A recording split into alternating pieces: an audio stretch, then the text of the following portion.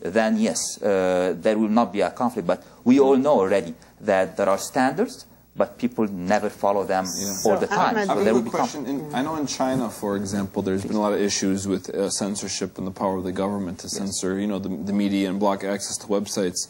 Will this kind of research in the future be something that maybe governments can use against, you know, bloggers and that kind of thing? Does that mean we should worry about what we write? You have to be very careful about what you write. It's not only us who are listening. There are around 300 to 400 boots or softwares like mine, even maybe more out there.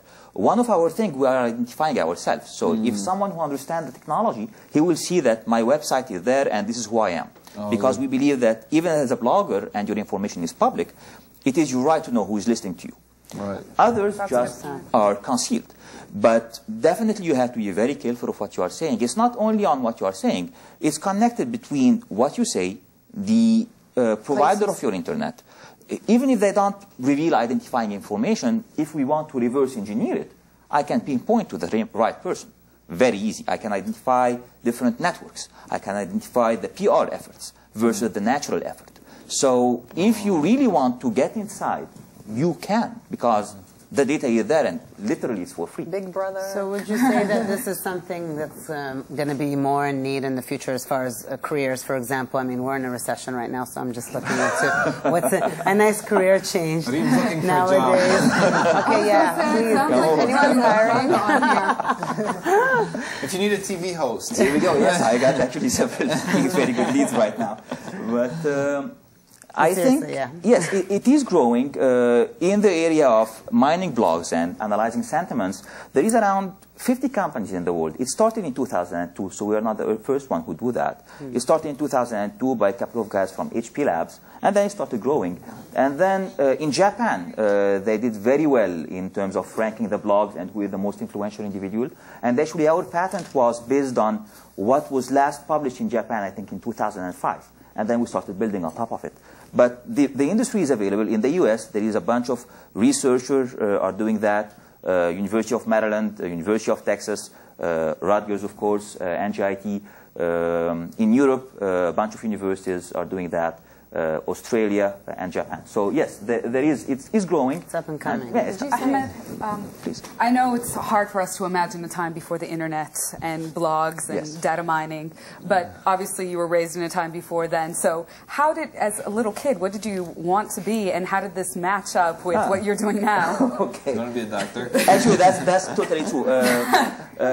Actually, I remember that my uncle told me, so Ahmed, what do you want to be when you grow up? I think I don't remember when I was. I was a kid, I guess. Right, and I'm definitely not saying that you're old. We all grew up before the internet, me included. But what I told him is, I don't really know what I want to be. I just know two things. I want to have my PhD in whatever field. This is one. Number two, I want to have a company, and I want to travel the world. So that is what I want. How, I have no idea. You can travel the cyber world. And you wanted to be on big TV shows like this, too, right? That I never imagined, but here we go. Maybe someday it'll happen. Exactly. Now, did you say when you were talking about the Arab world that there was a big increase in blogs in the Arab world, more than any other area? No, not really. You see, the Arab world, the growth is much faster, but the penetration is much less than the remaining of the world. Sure. So, why is that? Why is it that the growth was so fast? Couple of things. First of all, the infrastructure. Number two, still, if there is no e-commerce and nobody can really shop on the internet, buy stuff using their Visa and their MasterCards, then it becomes a hurdle for people to go outside to get some deals so that they can move on. But are they using the internet for searching for information? Definitely, it's a major trend right now. All of the newspapers, all of the TV channels now, actually, I know that there is more than 40 TV channels that are already broadcasting on the internet. For the Arab community, yes, there is some growth on the internet, but not as much as the other. But it's growing there. Well, I want to thank you very much, Dr. Ahmed, and I wanted to be inspired by what you're talking about and show the audience our Facebook group page that everybody can get on.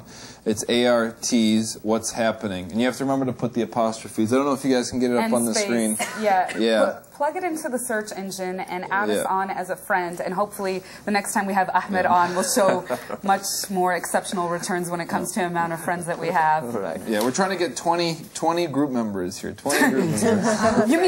You mean 20 million? Is that what you were saying? Absolutely. We have, I think, 158. And then maybe we'll have something to celebrate. Absolutely. Right, and speaking of celebrations, that was a perfect segue. Thank you, May. Blogs have become very important in our lives, but we also want to talk about your celebrations.